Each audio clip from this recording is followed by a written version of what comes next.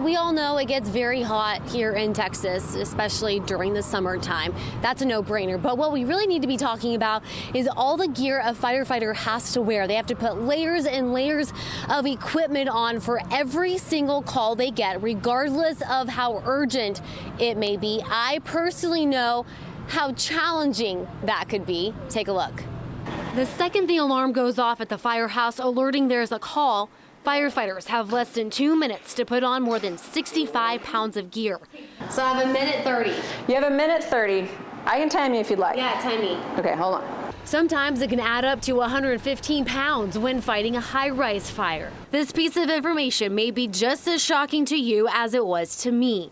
Lieutenant Liz Donaldson says her crew didn't know it either. The reason I took these pictures was to educate my crew on just how much weight they are carrying and the importance of staying in shape and making sure that we're ready for anything that comes our way. We don't know when that alarm's going to come in. Lieutenant Donaldson is a 16-year veteran with the Austin Fire Department. She says one of the biggest misconceptions concerning a firefighter is the hotter the temperatures, the harder it is to fight. The weather really doesn't have much of an effect on how we fight a fire inside of a structure. So it could be cold outside, it can be hot outside, it really doesn't matter because what we're doing on the inside is kind of encapsulated. Donaldson says the tough part really starts after they're done knocking out the fire. I think where people have the impression that it's harder to fight fire in the summer. It's just harder to cool off and rehabilitate.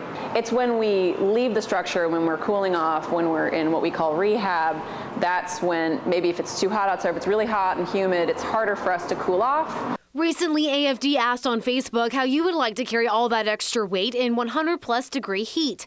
I took on the challenge with Lieutenant Donaldson timing me to see if I can get in full bunker gear in a minute 30. Ready? Yes. And go. So hold on to these handles. That's why the firefighter boots have handles. Oh. Oh, wow. Believe me, my feet are bigger than yours. Tight. My feet are bigger than yours, I can promise that. Next up, trying to put on the pants while wearing a dress. Perfect. Woo! Good. You guys are honestly saying the heat doesn't make it worse? Did I do this? That's perfect. Jacket. By this point, I was at a minute 18 with still a lot of things left to do. Now you take this hood again and you bring it back up over and you want it to cover the edges of your face piece just like that because you don't want any skin showing. Okay? Mm-hmm. Oh my goodness. All right. How do you guys do this in a minute 30? Lots of practice. You want to make sure you know what you're doing. This doesn't want to be the part that stresses you out. It took me 3 minutes and 50 seconds to put that equipment on, and it wasn't even all of it. Finally, the air pack. Oh, Try it out? It's not scary, is it? You'll sound like Darth Vader. Okay.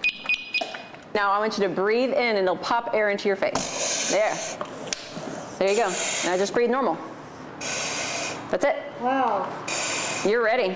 Now that beeping is your pass alarm. What that says is you're being too still. So shake your back. Shake. There you go. It's called the firefighter shuffle. So there I am in full bunker gear.